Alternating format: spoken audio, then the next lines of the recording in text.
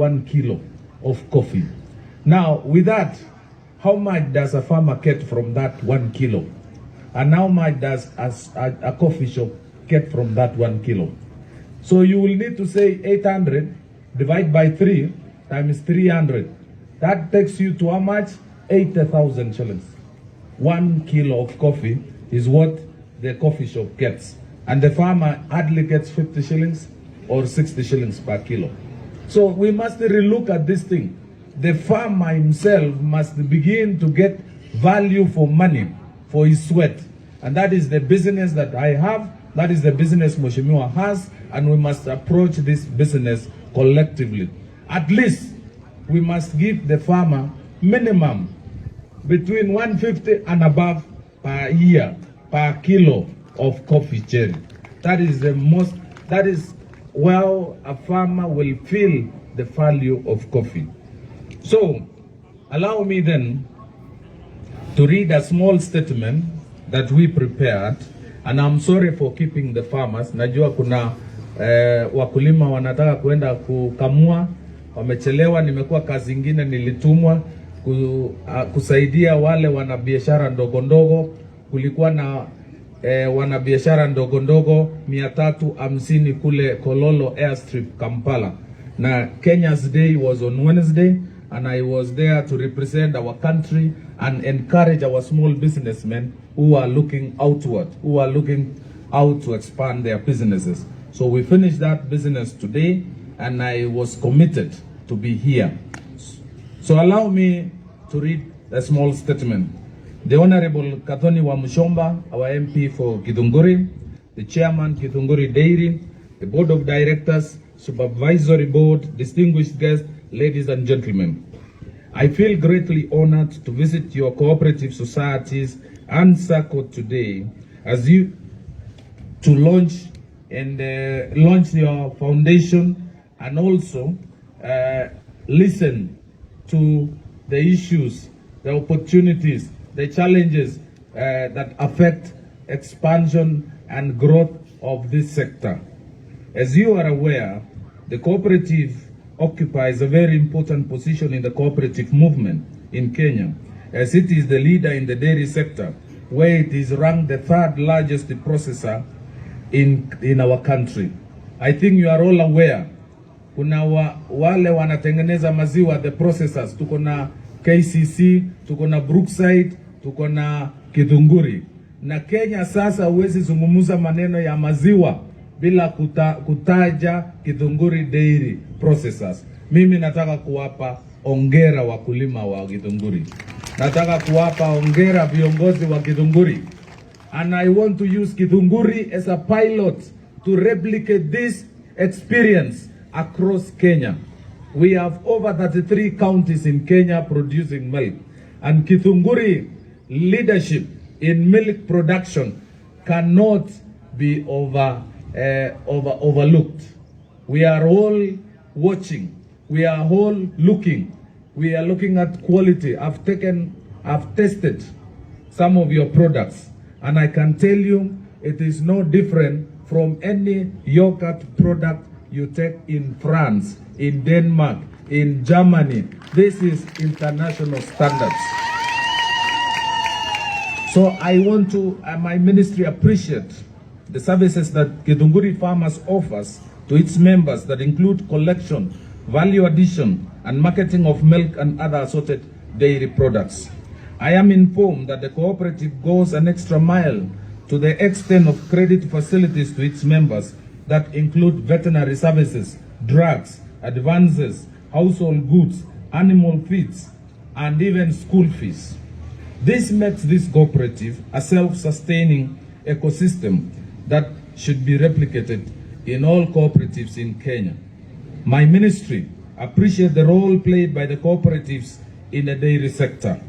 80% of the milk processed in Kenya is by smallholder farmers cooperatives.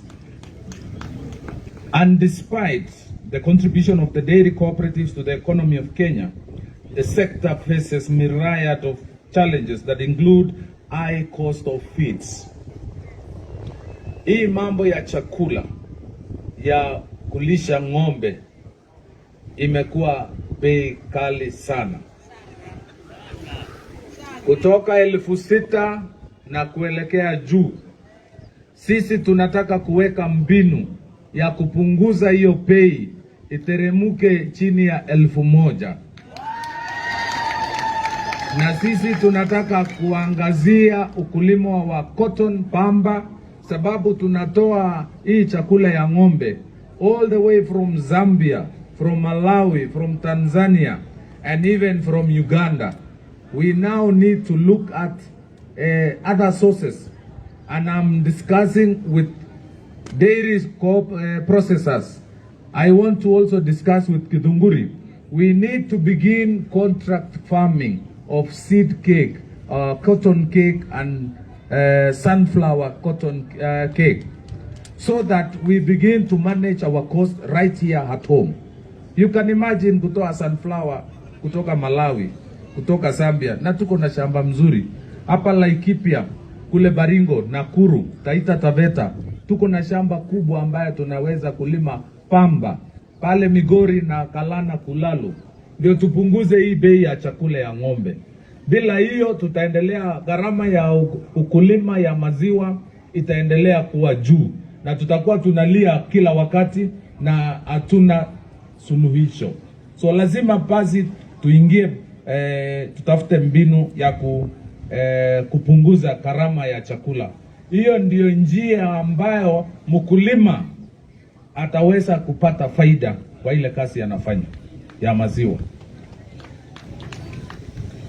We are also dealing with issues of prolonged drought periods, which has actually affected the pasture and feeds and lack of water across the country.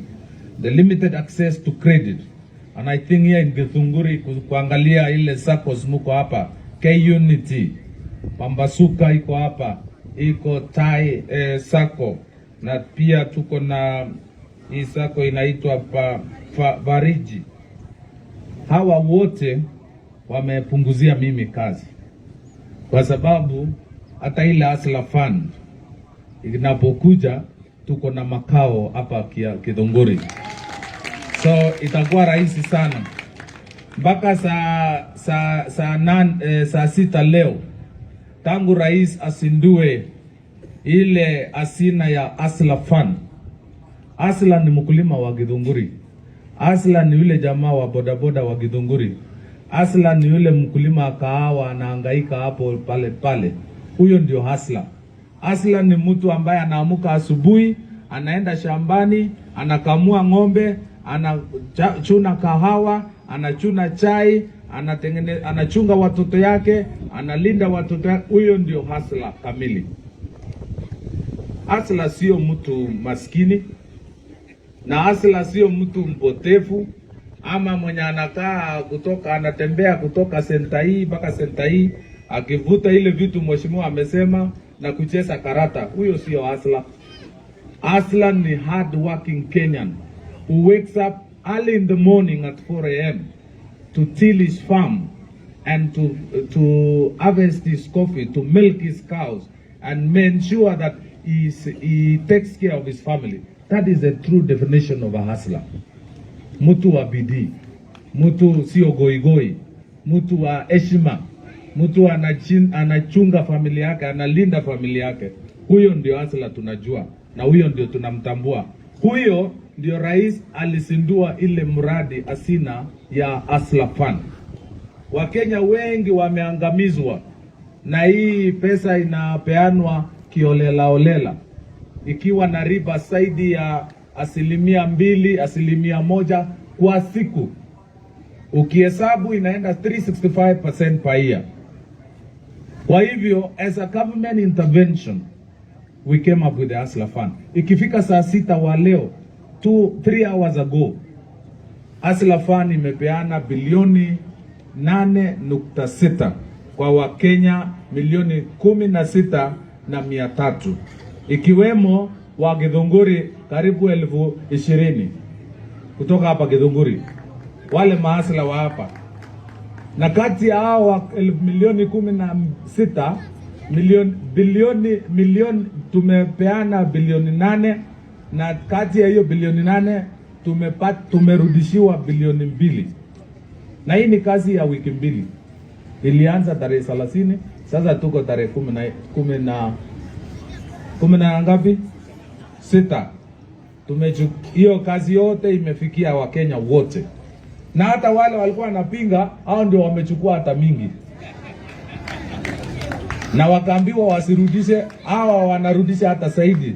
Sababu wanasema pesa ni yangu, maisha ni yangu, na mimi ninafanya uhusiano. Hakuna mkutano kwa hii pesa ya Hustler.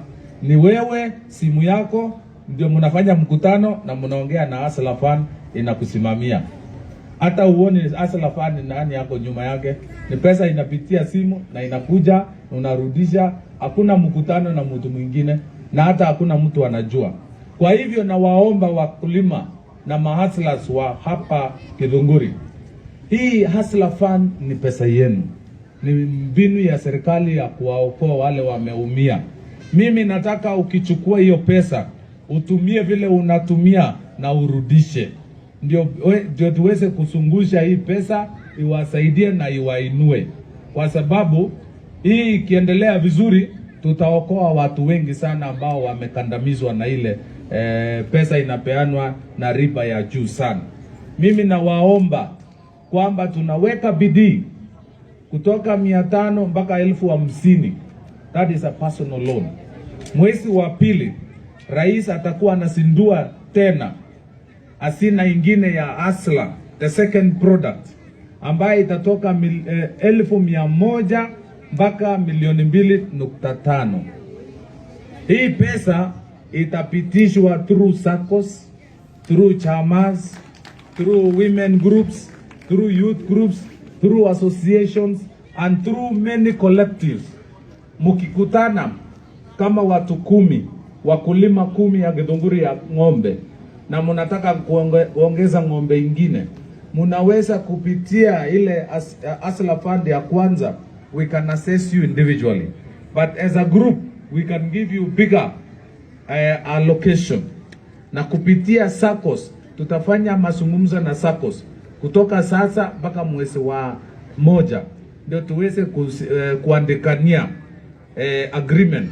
Ndio tukipatia hii pesa, asiweke pesa kwa kampuni kwa fixed deposit, aweze kupeana kwa wale wanataka hii pesa kwa riba ya 8% per annum, which is about 0.96 per month, which is about 0.002% per day.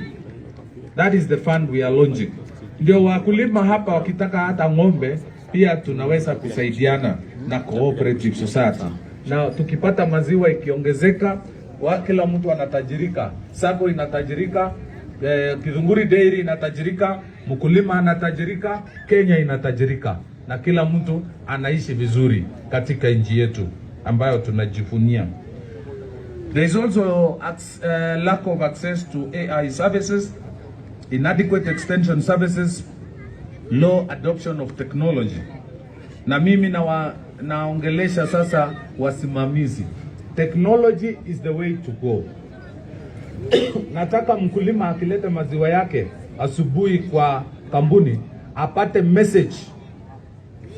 message kwamba ameleta lita 5 ya maziwa, ameleta lita 10 ya maziwa, na kwa mwezi anapata statement ya maziwa yake yote.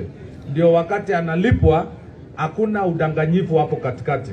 Wakulima wengi sana kule kwingine wameumia.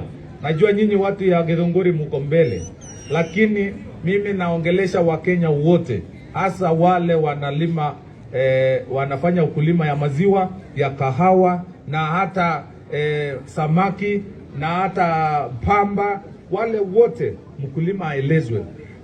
And we have a progressive information. Kahawa imeanguka kwa sababu ya udanganyifu. Nilikuwa naangalia jana nikiwa Uganda. There was a program, there was a documentary on coffee last night at 7 and 9 o'clock NTV. Na mkulima anasema akipeana kahawa yake ajui atalipwa lini, atalipwa shilingi ngapi, na italipwa siku gani. Anapeana na anaombea Mungu. ndio alipwe. Hiyo maneno hatutaki kusikia tena. Wakulima kule Uganda walikuwa na the same production like Kenya in 2000, 130,000 metric tons. Na wao wanalipwa kahawa kwa mlango ya shamba. They are given 80% value. They are sure of the price of coffee at the end of processing and milling, because they have already signed forward agreements. With the unlocking of the coffee bill, we should be able to assure farmers urgent, prompt payment of their produce, so that we stop borrowing money from all over the country. Unakopa benki, unakopa sako, unakopa society, unakopa Shylock. Ukifika wakati unalipwa, hii pesa yote inaenda kwa financial institution. We want prompt payment of farmers produce.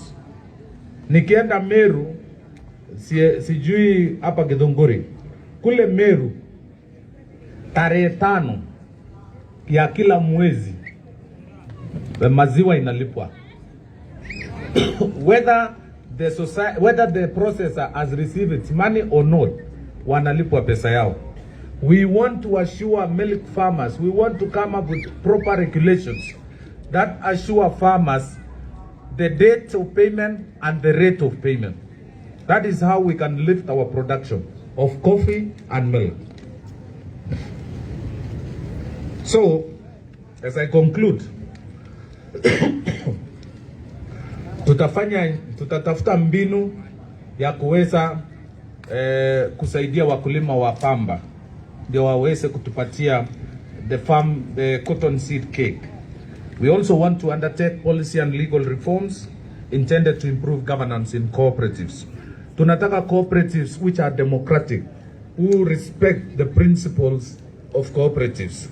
Tunataka watu ambao wanafanya AGM kama sasa hivi na wanaeleza members yao vile wamefanya, ile kazi wamefanya, ile mapato wamepata na vile wakulima wanapata. Hiyo ndio njia ya kusimamia ushirika. Na mimi nawashukuru. Pia nikijibu pia we have a national target, especially on milk. We want to produce from 2 million liters per day to 3 million liters per day in the next 1 year. Na mimi nawaomba wakulima wa Githunguri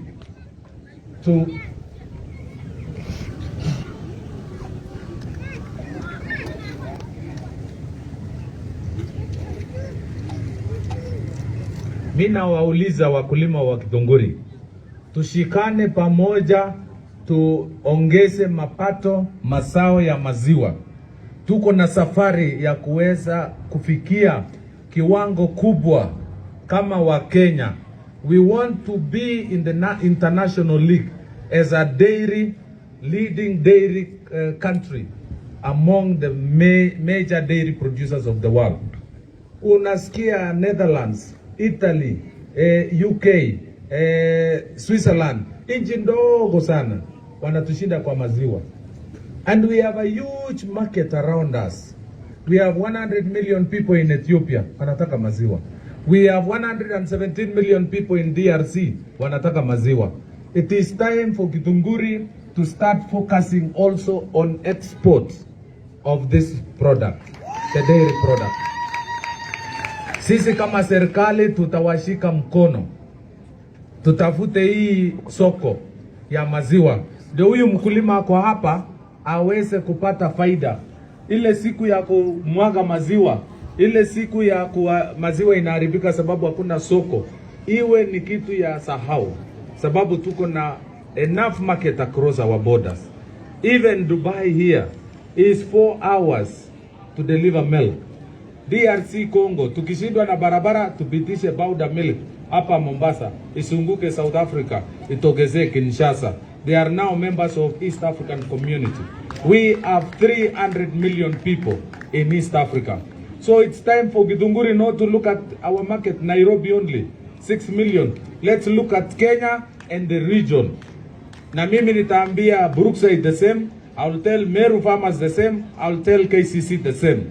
We will market this produce as produce of Kenya. Kwa hivyo safari yaanzia hapa Githunguri. Pia tunataka wakulima, na mimi nawapongeza wakulima wa Githunguri. Mumeongoza katika Kenya kwa usalisaji wa maziwa nyingi kwa ng'ombe moja. On average, Githunguri now is producing 12 to 15 liters per cow, while the national average is 7 liters per cow, and even below. Sisi sasa tunataka tena kusukuma. Mimi nataka Githunguri Dairy Cooperative and the SACCOs, we increase our extension services so that tuongeze from 15 to 20 liters. It is possible. It has been done. It can be done. You can do it. Also, on the matter of the breeding, tuko na Kabete hapa, tuko na Meru na tuko na Kitale. Najua wakulima wamekuwa wanatumia zaidi ya 6,000 na hapa Kabete wanapata hiyo mbegu na shilingi 500, na hata tunaweza punguza mpaka 300. Sisi tunataka wakulima watumie facilities ya serikali. Iko na quality semen, well tested, managed by government. We can utilize these services and expand our production. Hiyo ndio sisi tunataka. Kwa mambo ya magonjwa ya ng'ombe, tumekuwa na uncoordinated control of disease. And it is time now DCC wetu wakiwa hapa na pia mheshimiwa akiwa hapa, let us also, and the county government, let us have coordinated disease control, especially foot and mouth. Tukifanya hapa Githunguri na watu wa Kabete wasifanye, watu wa Lari wasifanye, watu wa Limuru wasifanye, tumefanya kazi bure. We have done zero work. We must coordinate the vaccination across, not just in Kiambu County, but also across the country. That is how we can manage to control diseases, especially foot and mouth disease. Kwa hivyo nataka kumalizia nikisema tena wa viongozi wa Githunguri wakiongozwa na mheshimiwa DCC, management yetu ya Githunguri Dairy Farmers na the SACCOs that have participated and supported our farmers, na pia county government ya Kiambu na wote ambao wamehusika wakiwemo wakulima, kwamba mimi na waapa ahadi kwamba tutaendelea kushikilia wakulima wa ng'ombe wa maziwa na hata wale wa nyama. Tunataka kuona wale hawawezi kuza maziwa wanaweza kulisha ng'ombe ya nyama, sababu kule Northeastern, kule Baringo, Turkana na West Pokot na hata coastal area wako na the same climate conditions kama Namibia, Botswana, South Africa na hata Angola, na wao wanauza ng'ombe ya kilo 600 kilos. Ng'ombe ikitembea hapa inashindwa kutembea, na wanapata pesa kama yule mkulima wa maziwa. Kwa hivyo hata wale wao pia tutawaweka pamoja waweze kukuza ng'ombe ya nyama, ndio kila mtu Kenya hii aweze kupata nafasi ama ajimudu afanye kitu. Hatutaki inji watu wako goigoi. Hii Hustler Fund sio Hustler Fund peke yake, pia inapima mwenye anaamuka na kufanya kazi, na ukipanda unaongezewa, ukirudisha unaongezewa, mpaka siku moja unapiga simu unapata 50,000, na mwenzangu hapo atakuwa bado wako 500 kwa sababu ya bidii yako. Kwa hivyo tumewapa nafasi, kila mtu ajitetee, kila mtu aweke bidii. So kwa haya mengi mimi nataka kuwashukuru na kuwatakia heri, haswa mheshimiwa wenu, na kutakia heri. Mimi nawapa ongera sana sana, tujipigie makofi tafadhali. Na mimi nawatakia heri mwaka na Krismasi njema na pia mwaka mpya wa 2023 wenye mafanikio. Asanteni na Mungu awabariki.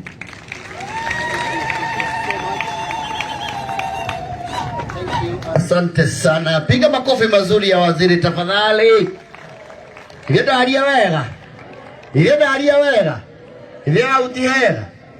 Na nevaigwa gwatuika the model of Githunguri shall be replicated elsewhere. Ati yuri ni tura set standards. Motige